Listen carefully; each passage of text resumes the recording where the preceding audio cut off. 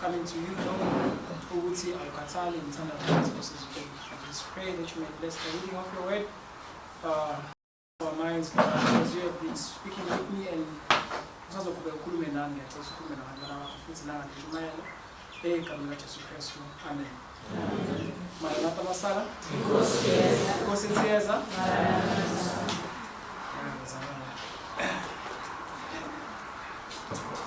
So, masimla phambili siphuza amanzi. Sisulubuso. Isuke ngekho into esengozana sokuthaba. Suke singomile futhi. Suke siyitatazelela nje ngoba suke siphethe umyalezo esunikezwe uNkulunkulu. Nakhona futhi siworried ukuthi sizopresenta ngendlela yini. Nakhona siyibuza futhi ukuthi are we ready ukuthi sizopresent lo myalezo. But yeah, we must study it from the time to us sizoqala divine service. Kuze usukume uyabona. UNkulunkulu ifaka engastrikanga then shuthi ukhethile ukuthi njani upresent lo myalezo. So ngiyabingelela igama likaJesu Kristu. Amen. Amen. Okay. Intshumayelo yambazalane engizoyenza namhlanje ngizothanda ukuthi ngiqale nginikeze i-background okanye i-history yabantwana baka-Israyeli bephuma eGibhithe. So ngoba umlando wabantwana baka-Israyeli bephuma eGibhithe abenzanga kahle. Abenzanga nje kahle. Kunalokho sibona uNkulunkulu lokho engenelele lokho ebasiza noMoses beze bekhathali ngoba baabantu. But uNkulunkulu lokho enabo abantwana baka-Israyeli. Ngendlela ukuthi bathi mabehamba endleleni behambe bekopela izinto ezenziwa amanye amazwe noma abantu bakwezinye indawo bezenze bona. Uma usuqhubeka usufika kuSamuel usuyabathola sebethini hayi nasi manje sesifuna sesifuna inkosi nathi. Khona uzobona ukuthi ngempela babehambe bekopela izinto angafanele beyikopele bethi sifuna enye inkosi ezosithola nathi njengalokhu abanye balamazwe lawo esidlula kuona la njengoba seKhenani benenkosi. uSamuel mase yakhala akazamkhulumela uNkulunkulu mayesethi uNkulunkulu kuSamuel ungakhali Samuel because umuntu abamrejectile uba imina akusiwena.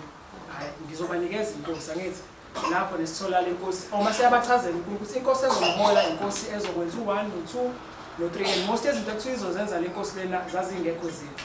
Kodwa still bathana noma sebezwile ukuthi uNkulunkulu uthi lenkosi izokwenzani bona baqhubeka bathini thina kodwa senzenjani siyayifuna lenkosi le and wakhethwa uSawuli examthola uSawuli engenzi kahle. So kwaqhubeka kwahamba isikhathi abantu baphinde futhi bangamlalela uNkulunkulu sebenayo inkosi. So masusufika kubahluleli bazalwane which is incwadi esizoyibheka.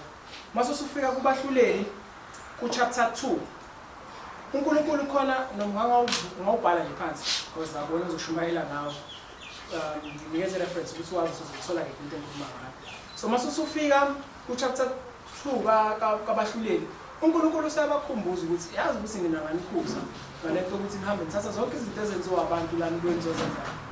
Mase ethi ke nganitshela futhi ukuthi nenze njani ningabi naso isivumelane nabantu basezweni angithi kodwa nenze njani nina nenze khona lokho engikhuze khona nangawabhidlizana nina ama-altar nganitshela ukuthi nibaxoshile yini khona la kuza khona ukuthi nibaxoshile yini akube umbuzo lo ethi nani baxoshana.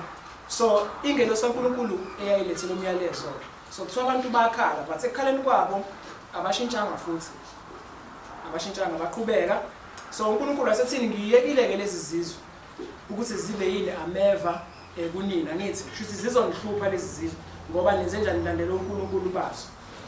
Angithiwa ulaka laNkulunkulu lashisakela kubantwana baka-Israyeli. So sikhuluma ngabantwana baka-Israyeli ungalaleli kwabo ungayibuki ngaphandle bazalwana sibuke la kuthina sangithi we are the church. Ithina sisitshela ukuyalezwa, ithina singalaleli, ithina singenzi kahle. Siyenza kahle kuthanda siphinde singenzi kahle. So laba behamba khona uNkulunkulu kuthiwa yebabekele okube. Mawufunda nje ku verse 15 kuthiwa wherever they went uNkulunkulu wayebeke okubi. Babelokho behlelwa izinto enjani ezinde ngenxa ungamlaleli uNkulunkulu. Manje ngiyawuthanda uverse 16.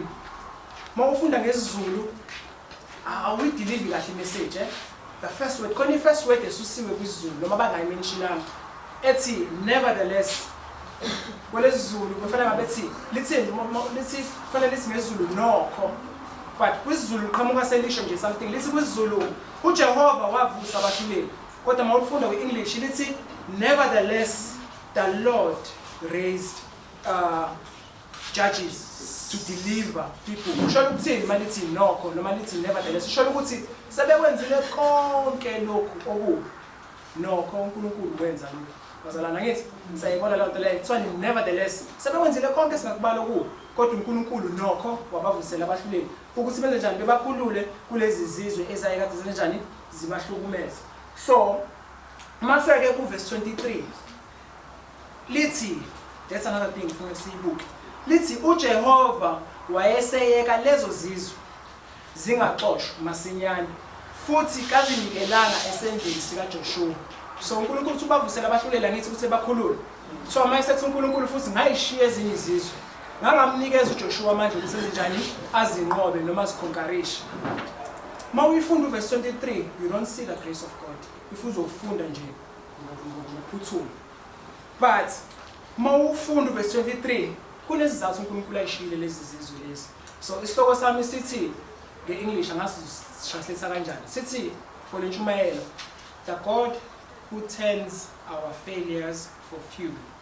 The God who turns our failures for fuel. uNkulunkulu othatha ukuhluleka kwethu akwenze kube isikhuthazo ukuthi siqhubekele phambili. I don't know ukuthi kwenzeke kanjani ukuthi uthanda itopic yakhe akhulume ukuthi singagive up manje ngithi. And when do you feel like giving up? Mawusukuboka amaphutha akhe ngithi ukuhluleka kwakhe ngila angeke saphumelela mina ngithi mase saya vele give up ngithi. Thatha senzele umzekelo ngama-runners ngithi mawugijima kwenzakalani? Ama cramps, amajaqamba, sifuba ngathi siyacindezeleka mase ufisa ukwenza njani? Ugive up ngithi.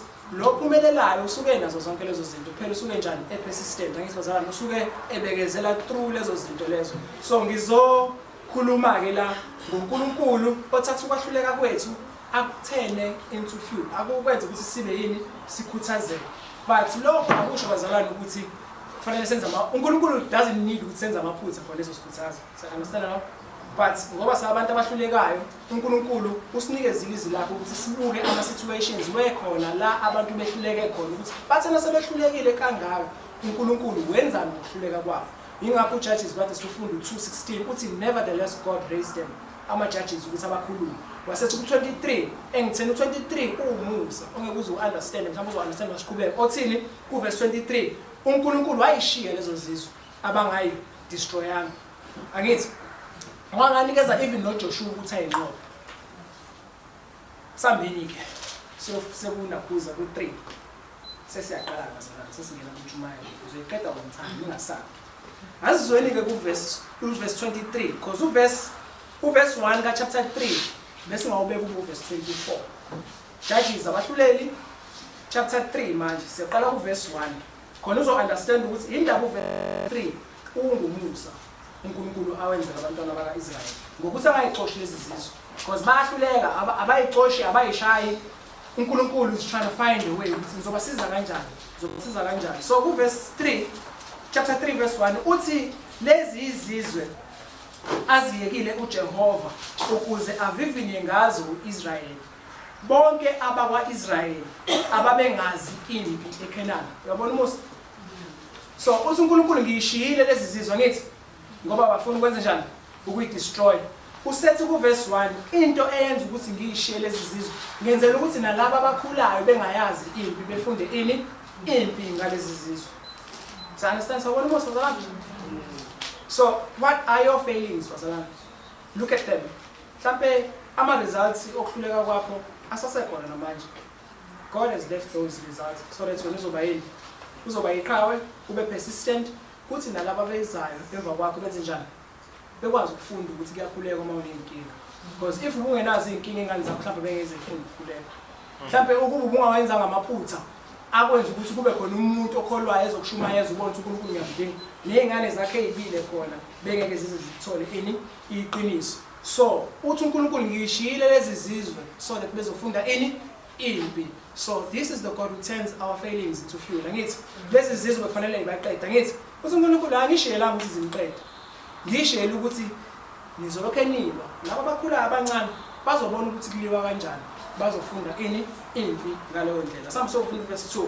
Uthi kuphela ukuba izizukulwane zabantwana baka-Israyeli zazi zifundiswe impi, ikakhulu labo ababengayazi impi ngaphambilini. Kwakuyifault kaNkulunkulu ukuthi izizwe bayishiyile. Cha. But uNkulunkulu takes that failing yabo. Usethini mina ngizothola indlela yokuthi lokhu kuhluleka kwenu ngikwenze kube yinto ezisiza nabanye abantu. So I'm saying whatever problems, whatever mistakes, whatever into othi uma uyibuka uyibona ukuthi yabona ngabheda la. uNkulunkulu afuna ukuthi uhlale kuyona. Ufuna uyibuza ukuthi yini efanele ngiyifunde la?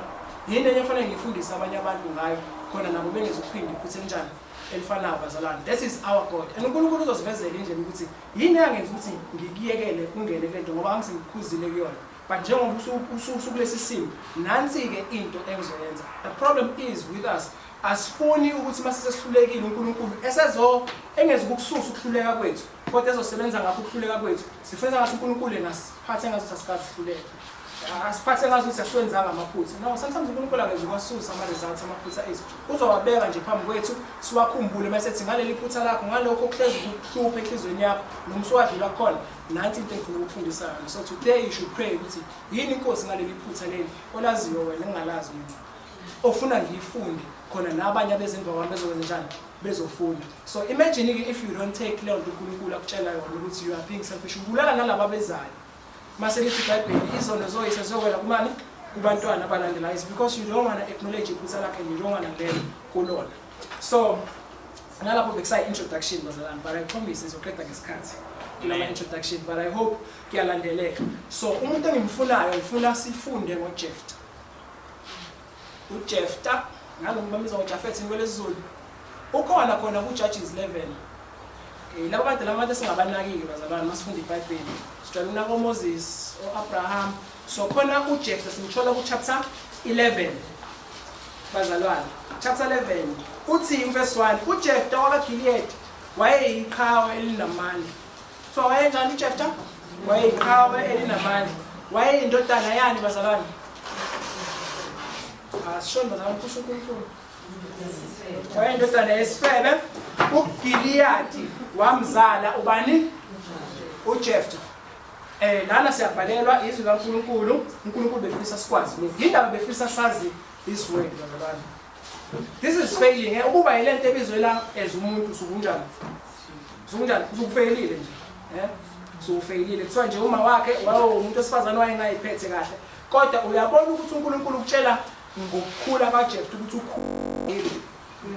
Akaqalanga ngokuthi kwakunomama angithi wayesethi wazala ingane yakhula yaba yiqhawe. Uthi uNkulunkulu kunomfana okuthiwa uJeftha owayeyiqhawe enamandla.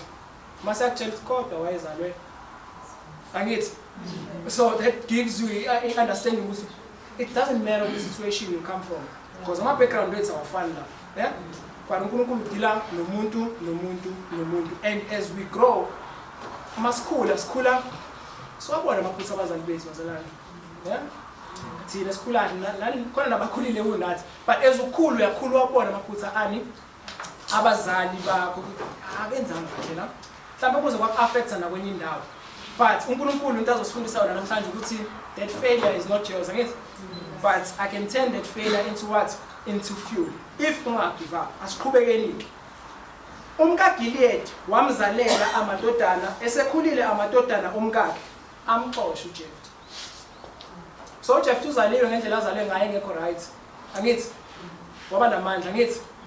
uJeftha uphinde wayitholela omunye umama lo mama basemthola useyamshada useba nezingane sekuthiwa seziyakhula lezi zingane sezenze njani sebandlululo babo uJeftha sezithi wena siyazi uma wakho usayiphethe kanjani and ungayitshela ukuthi uzosihola angithi so into abayenzayo bacisha bacisha ubufirstborn baba buka Jeftha because uJeftha bekufanele enze njani apart but because indlela azole ngayo njani ayikho right and bayayazi ukuthi ayikho right asiqhubekeni isifundo amadodana akhe amxosha uJeftha athi kuye awungulidla ifa endlini kababa ngokuba uyindodana yomunye owesifazane makuthiwa yomunye owesifazane bafuna ukusho lo ngilele egameni lapha phezulu bakhumbula ukuthi unamandla noma simtshela face to face unamandla uJeftha ngithi but bayiveza into abafuna ukuyenza kuyena sebethini uJeftha wadecide uJeftha ngiyithanda verse 3 wabona uJeftha ukuthi bangibandlulula bathi ngeke ngithole ifa noma ngiyifirstborn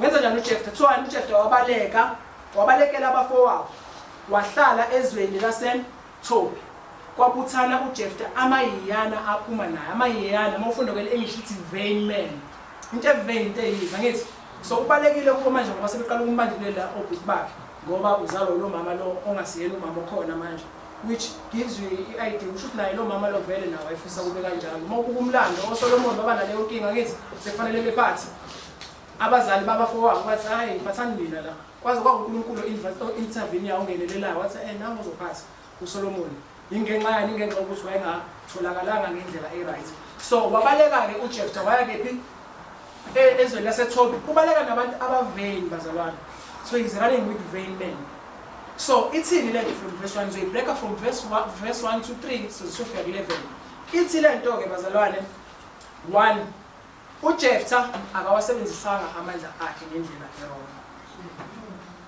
akawasebenzisanga amandla akhe ngendlela enjani wrong because so wayenamandla and bayamxosha entweni okungeyakhe yangithi so lento ibuyisa uthina bazalwane ukuthi iyiphi into esiyaziyo ngabe senza right angisho la enkonzweni emakhaya ethu kuma relatives ethu esinayo enhlizweni yethu mhlawumbe silinde ukuthi ngelinye ilanga laba ngiyobaxosha lapha ngobaxosha mhla kwafubani la ekhaya ngoba akusibona abala ekhaya iyiphi into nayo enhlizweni yakho othi mawuyibuka uthi hayi mhla kwafumyeni wami mina akakhohle lo ukuthi uyithola into ukuthi uzwazi ukuthi le nto mawuyenza ikhona ibhayibheli izobungaqali ngawe uzokuphinde into eyenziwa before so it's ayiqali nje ngawe ngabe ukuthi kapha ufundanga iBhayibheli wakubona lokho ukuthi kuyinto ekhona kodwa ikhona nansi into ezokwenzeka esithandazela ukuthi labo abazophatheka kabi noma bangezokuphathwa ngendlela efanele bephathwe ngayo njengabo Jeftha bethola amandla okubaleka ukuthi beyilwe ngokuthi uNkulunkulu Exodus mina ngwenza njani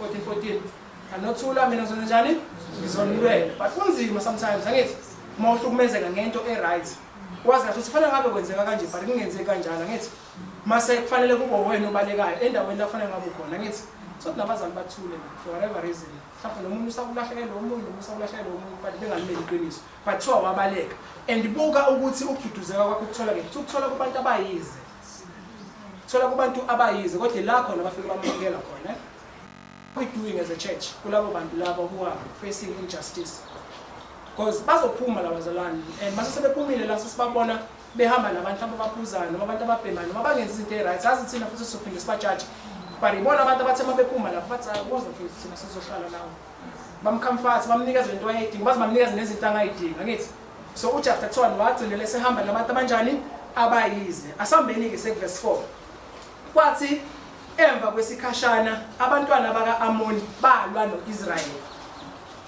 abantwana baka-Amoni belwa no-Israyeli amalunga kaGiliyadi aya amlanda uJeftha ezweni laseThobi yabona amaqembu 10 verse 1 chapter 11 uJeftha wayenjani wayindoda enamandla ngithi abanandaba namandla akhe bamxosha wena uma wakho nje kwazositshela thina sizalelwe emshadweni thina wena watholakala ngale kwentando kaNkulunkulu khona abantu abenza into embi besebenzise intando kaNkulunkulu angithi kuyintando kaNkulunkulu ukuthi fanele ngabe sonke bazalwane no matter what the situation fanele ngabe sonke satholakala kuwedlock angithi emshadweni but kwenzeka ngendlela okwenzeka ngayo so kunomuntu oyaziyo lo ntando leyo futhi yena ozalwe ngaleyo ndlela uNkulunkulu usheshe ngayo mase kubona kuyi-right ukuthi lo ongenzakala ngakuyena une-right ukuthi akhulume against because uNkulunkulu ukhuluma against So bathini ayi wena hamba la wena utholakala ngendlela kaNkulunkulu. So benza into right, benza into wrong kodwa baqhambisa into enjani right.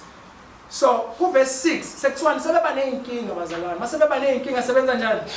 Sebeyamkhumbula uJeftha ukuthi unjani unamandla bazalwane. Sekuthiwa bahamba ezweni baya kuyena.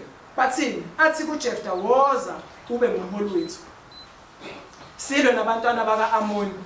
Izwe uJeftha verse 17. uJeftha wathi kumalunga akaGiliyadi, aningizondanga yini nangixosha endlini kababa na? Nizeleni kimi manje senihluphekile na? So yini engifuna siyifunde la fanele siyibuke bazalwane. Because you may be the victim, you may be the victimized. Ungawohlukunyezwayo, ungawohlukumezayo futhi kulesi story angazi wena ozaziyo. Mina uNkulunkulu uthela ngithi message. Into ithi ke bazalwane, kwesinye isikhathi asifundeni ukuthi singazilweli. Because if ungazilweli, uNkulunkulu uyakunikeza ithuba lokuthi lokho bekufanele kube ngokwakho kube ngokwakho. Njengamanje uNkulunkulu useyenzile isithini ukuthi wena Jeftha ungabayeka nje phela bese ngezokuthola 1 no 2 bazokuthola. Akakushonga uNkulunkulu bani ngokufunda siyabona ukuthi uNkulunkulu wayenalo icebo. Ngokuhlonipha nje uJeftha uthi angizokusebenzisa amandla ami, angizokusebenzisa ukuhlakanipha kwami.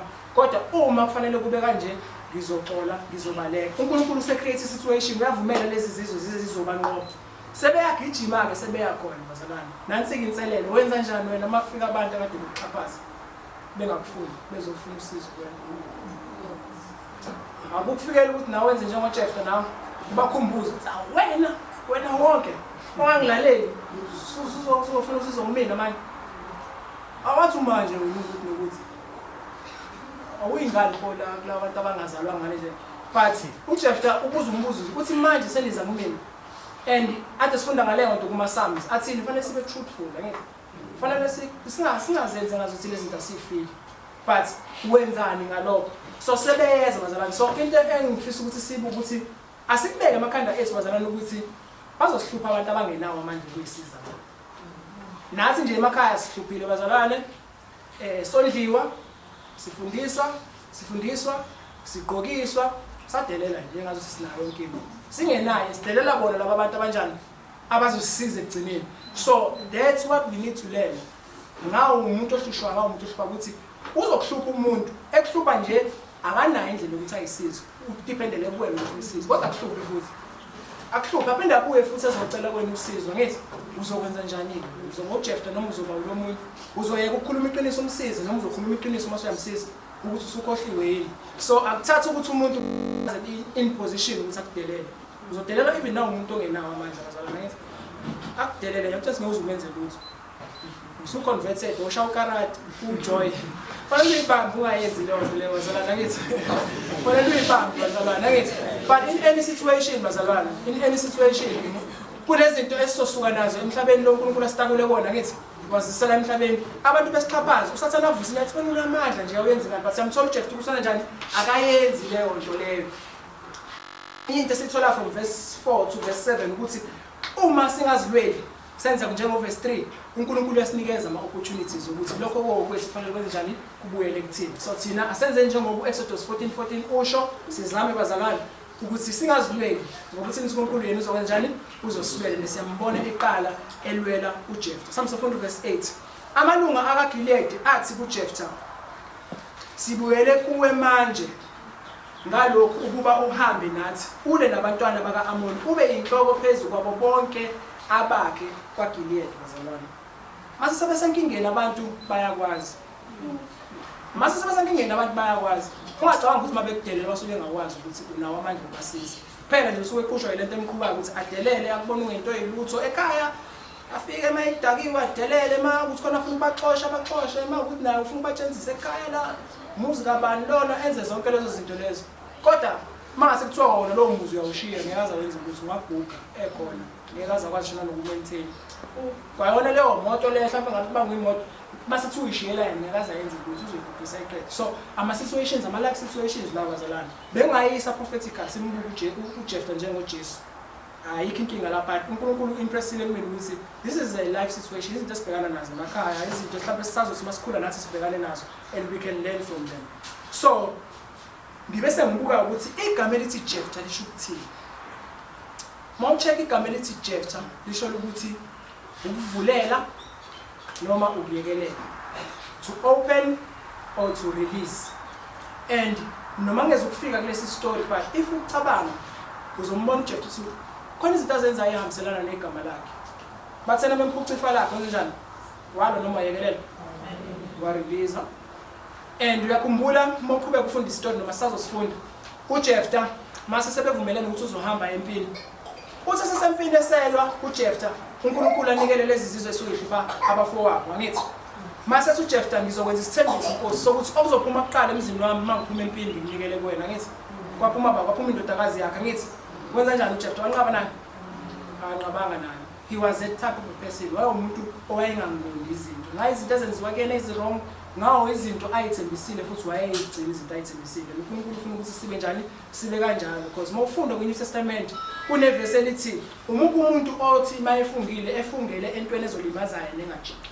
Bisho kanjalo so lesikhumbuza ngobani? ngoJesu Christ ukuthi he swears to his own head, but even though he has sworn into his own head, he does not turn from it. Angithi wayazi uJesu Christ ukuthi uzofa angithi kodwa ekufeni kwakhe akajikanga wamela ini iqiniso njengoba linjalo bazalwane. So uJephthah wayemuntu owayerelease, umuntu wayeyeka izinto, wayengasena umuntu wayelokhe elwa ebenombango. So nathi uNkulunkulu ufuna ukuthi sibe kanjalo bazalwane, asingangeni into enembango phakathi, asikholeni ukuthi uNkulunkulu uzosilela no matter how long it takes, because masifunda lana sifunda from verse 1 2 3 sesiku7 sikuthathe ngathi ama-minutes, asazi ukuthi ukuhlukumezeka kwakhe ngeinhlambo wayeyithola uJephthah ngoma wakhe zazingakanani beze befike kwipoint ukuthi bethi hayi hamba manje ngesihlale nawe.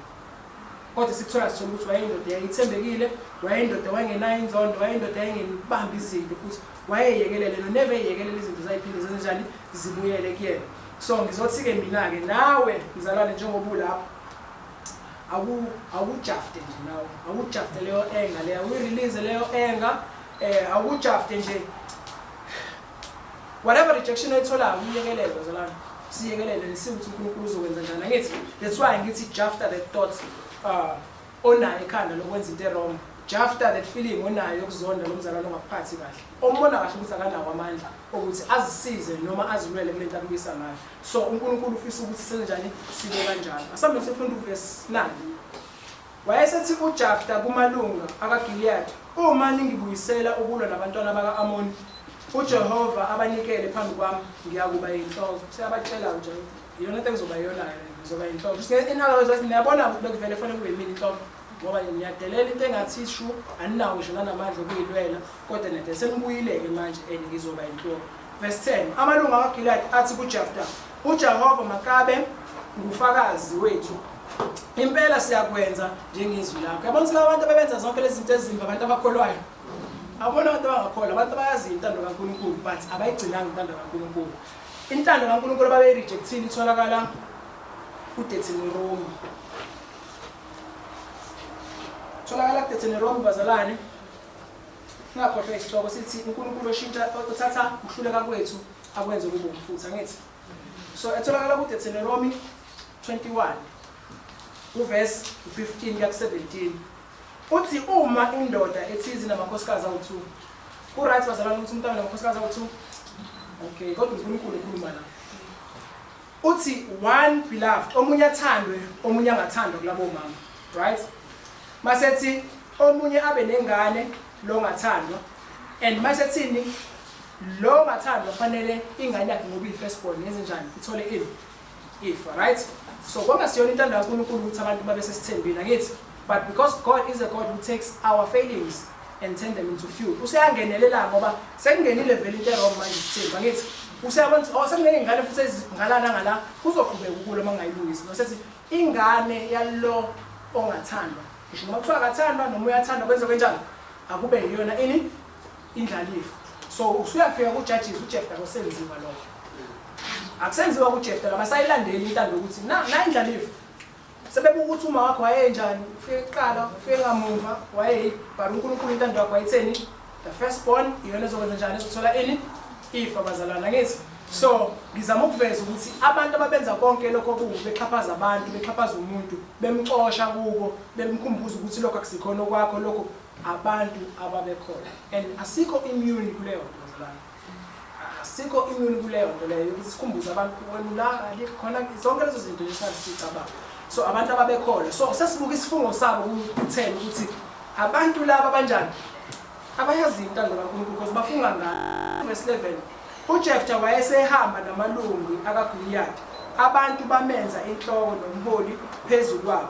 uJeftha wakhuluma onke amazwi akhe phambi kukaJehova eMizpa. Into esithola ngoJeftha ukuthi even though wayetholakala ngendlela engekho right but waba namandla kagcinanga ukuba namandla waba umuntu onjani omthandayo ba uNkulunkulu because yonke into wayeqalisela kubani kuNkulunkulu.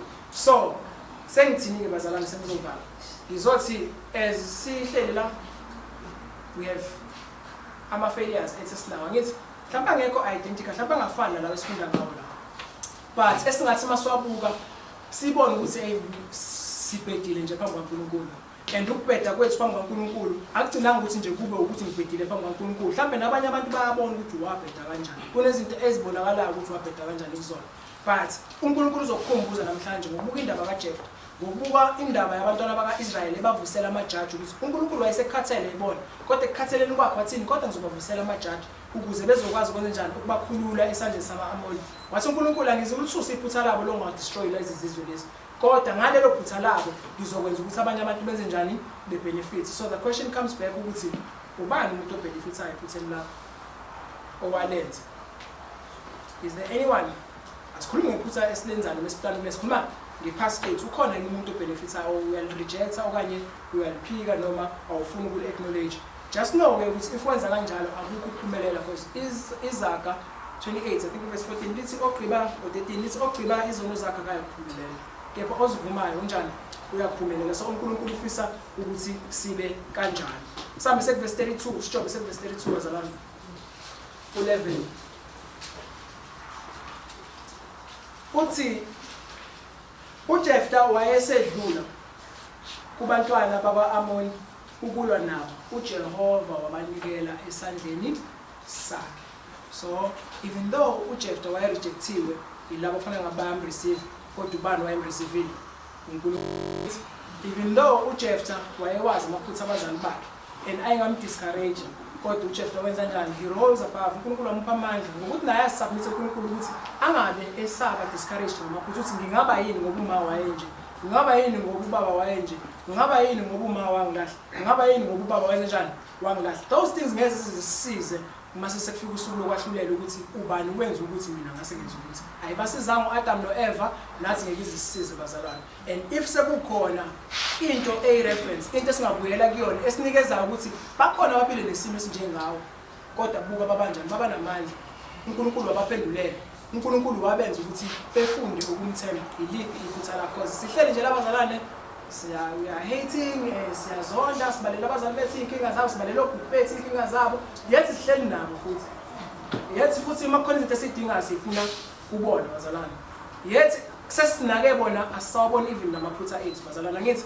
So kukanjalo ke i-situation kaJeftha yayikanjalo but we can learn from uJeftha and kuthiwa uNkulunkulu wayenjani wayenayo bazalwane. Ngifake kancane bazalwane because bengasho abazalwane bekhulumela kwakhe namhlanje. It's the same thing with uJesu bazalwane. Why first born ngoba ngithi mawufunda so baba bengamkholwa nokuthi umezulweni so bengamkholwa ingakho kwesinye isikhathi mayekhuluma so befuna ukumthulisa ngamthulisa uNkulunkulu uNkulunkulu so bamtshela bethi awungakusho lokho keep quiet angithi. But if umqondo uJesu Kristu ukuthi uba wawungakwenza lokho wawungekuzukwenza ngithi. So it's the same thing nabafowabo babengamqondo uJeftha ukuthi unamandla because he never used amandla akhe ngendlela wrong ngithi.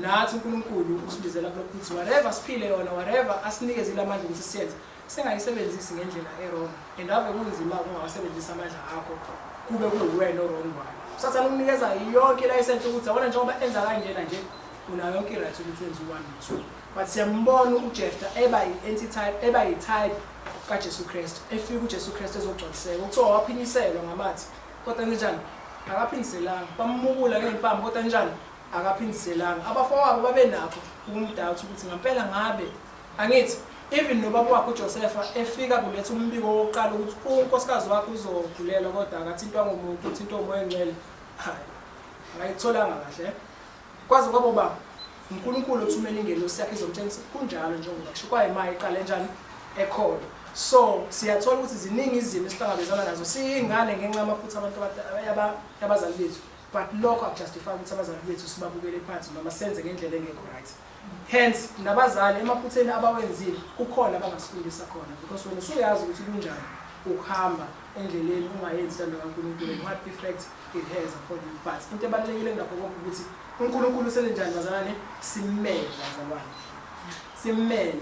And iculo esiculile u127 ukhuluma ngokubala izinto, ubala imvelo unakile u127 ubala imvelo ukuthi uNkulunkulu wenza ukuthi wenza ukuthi. Mase ichorus ithi shuthi nami uyangithanda ngithi ngiyipharaphrase ngithi so ubuka izinto uNkulunkulu afaithful kuzona uthi awihlahle uyayinaka ziyaqhakaza zithele kahle. Mase sithini kwichorus hayi lokho kungitshela ukuthi shuthi nami unjani uyangithanda, because uNkulunkulu o-maintain imbali uyena yenza ukuthi bekuhlaza, but wena une-freedom of choice. uNkulunkulu angayi-maintain impilo yakho ekuguide endleleni, but if you choose ungamlaleli uNkulunkulu akanawo amandla okwenza, but uNkulunkulu ey'hlahleni nasey'lwaneni he does more work khona ukuthi akwazi ukuthi kwenze kube kuhle. How much more-ke wena-ke akwenze wadala njengomfuziselwane wakhe, he gives more attention kuwena, unikeza amandla kakhulu ukuthi akwazi ukuqhubezela phambili. So i-message namhlanje bazalwane, it was just simply ukuthi sikhumbule ukuthi uNkulunkulu uyasithanda, because if ukhumbula ukuthi uNkulunkulu uyakuthanda angeke uze give up angithi. But if ungakwazi uNkulunkulu uyakuthanda kulula ukuthi give up, because yini isizathu umqhubekelane wavela uNkulunkulu give up phila angithi. Kunabantu phakathi kwethu uyaphila uyalala namhlanje uzolala namhlanje avuke kusasa ayitshela uNkulunkulu give up phile kuyena. Yazi uNkulunkulu give up phile kwena ngaba uphila, because Satan kuthiwa he came to steal and kill angithi. So every time masiphila bazalwane ingenxa ukuthi uNkulunkulu usasithengile. Uyazi bazalwane ukuthi siphumulile ngesabathi uNkulunkulu akaphumulile. Sa-understand lokho bazalwane ukuthi siphumule thina ngesabathi. Ingakhethi isabathi angalenzela umuntu angenzelanga ini isabathi. Uma ucabanga wena Satan uyaphumula ngesabathi indawo ongafanga kule sabathi edlule nakulelo ufanga. Ubani owenza ukuthi ungafa?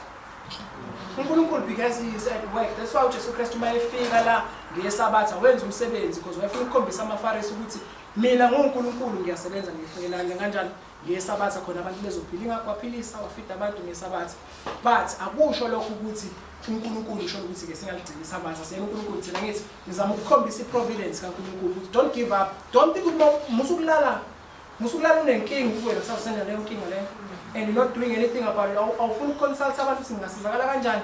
You're not reading your Bible, but wena nje umuntu ayisekho into engiphilela kanjani usala uvuka ubani okulalisa ubani okuvusayo bazalwane uNkulunkulu angithi. So if isikhumbula ukuthi uNkulunkulu uyasithanda, whatever thing esimphoqa kaNkulunkulu sizofisa ukwenza njani ukuyishintsha, because sibuka uthanda senzela yona angithi. Mase sibuka ukuthi thina kungakanani esikwenzela uNkulunkulu kuncane bazalwane angithi, then mase siyafisa ukuthi uNkulunkulu simenzele even more. Siyafisa ukuthi uNkulunkulu angathi esenze konke singabi saved bazalwane, esenze konke esibonile ukuthi uIsrael from ebasusa ku-Exodus kuze kube yilanga ingiholela khona. Mhlawumbe nani nisengayiqhubeza nithi awungugcine ugcine kubahluleli aqhubekile bangalalela, but uNkulunkulu did what was there with them. Wathi wayebuka uNkulunkulu hleze ecinga intuba, wayecinga intuba abayiqedanga izizwe. Okay, uzokwenza kanjani ukuthi bebenefit kuloko? Bazofunda this, bazofunda this kuloko abafuna kuzila ngithi bazalwane. So nathi kukanjalo bazalwane. So sengizohlala phansi ngifuna futhi ukuletha isituation esayifane, because ama-background ethu awafani. Ama-few abantu abazalele esabatheni bakhula futhi khona esabatheni baze baba nemindeni nabo ube nayo esabatheni. I-majority yabantu abasesabatheni abantu abayiqhubekela ngaphandle masekuba ukuthi iminingi besesabatheni, but ba-few and banenhlanhla noNkulunkulu babusisile abantu ozalele esabatheni wakhula to a point ukuthi aze ayimele esasesabatheni. Angikhulumi ngokuthi usugulile una-19 esasabatheni kodwa usahlala kini. Ngikhuluma ngomuntu mina ozalele esabatheni wakhula waba nomuzi waba mdala waba sesabatheni ba-few. I-most yethu we come from outside, siyakhulela-ke manje kephi esabatheni. Abanye bazalele esabatheni basakhula basazokwenza ama-choices zabo but ba-few. And mawufunda iBhayibheli uzokunakisisa lokho ukuthi baningi futhi abathe mabezalwa bangazalwa ngendlela e-right angithi. ngiyayithanda izwi eshow uNkulunkulu lapha angizofunda leli verse mase ngiyanikeza uNkulunkulu wayekhuluma ngobani. Asambe sifunda uSamuel wokuqala uchapter Samuel wesibili chapter 12 uverse 24. Wasemtholile ngicela ngifundele. David wamduduza uBathsheba umlali wangena kuye walala naye wazala indodana waqamba igama layo ngokuthi uSolomoni ngoba wamthanda. Ubani wathanda uSolomoni? iBhayibheli lithi ubani wathanda uSolomoni bazalwane? uJehova. Ngisho nokuthiwa uDavid wayengamthanda uSolomoni, ngisho nokuthiwa uBathsheba wayengamthanda uSolomoni, kwaku-enough ukuthi uSolomoni uthanda ubani? uJehova. Why ngiveza uSolomoni? Uyakhumbula ukuthi uSolomoni utholakale kanjani? Atholakala ngendlela e-right, angithi? Atholakala kanje ngendlela e-right, nomfowabo waze wafa ngenxa ye-decision yabazali bakhe. Because ingane before Solomon uyakhuleka uDavid athi ngiyacela Nkosi usindisa, angithi? uNkulunkulu ayisindisa leyo ngane, uyafasta, uNkulunkulu angayisindisi leyo ngane. Ithi mase sifile ingane masenze njani? Avuke uDavid ayithuthi uthi adle. Beze bemangale bethi hawu wena ingane wafika wafasta mase sifile usuyakusuka umuyadla. Wathi ngekhathi isaphile benjani bekusekho ithuba but njengoba isifile sekunjani alisekho ithuba. But because uNkulunkulu always gives us into ezoba i-reference yokuthi sibone ukuthi usixolelile uyafisa ukuthi senze kahle. Waba khona umuntu umntwana ubona labo boba kuthu abangenzanga kahle. And the word says uNkulunkulu wayithanda ini ingane. So I understand the language. If you look at the history, you can see ukuthi uNkulunkulu is a God who forgives. But uNkulunkulu ongafuni ukuthi simthathe lo kanjani. Because Romans 3 verse 31 uthi manje sithathela phansi umusa kaNkulunkulu nomthetho wakhe. Uthi nikhanda ngani senze njani? Siyawumisa. Angithi? But uNkulunkulu is giving us lama verses, is giving us this story so that sizobona ukuthi we may give up but yena uthatha isikhathi ukuthi give up uNkulunkulu. And if we current situation manje ubona khona ukuthi ayi ngathi ayikho into engajabulisa ngayo uNkulunkulu.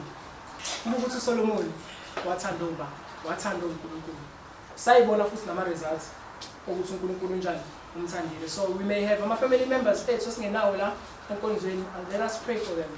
It may be ukuthi uNkulunkulu uyabathanda. We may have umntwana ongekho la esabatheni, pray for them. It may be ukuthi uNkulunkulu unjani uyamthanda lowo muntu lowo ongekho la. So let us all not give up bazalwane, asiqhubekeni siye phambili bazalwane. Inkinga esinazo singasisusi uNkulunkulu nalokho zisondeze kakhulu uNkulunkulu. And I would encourage ukuthi lezo sifunde bazalwane. I'm glad ukuthi sifundo esisenzayo manje ngama-Sabbath lesson encourages ukuthi sifunde uPsalms.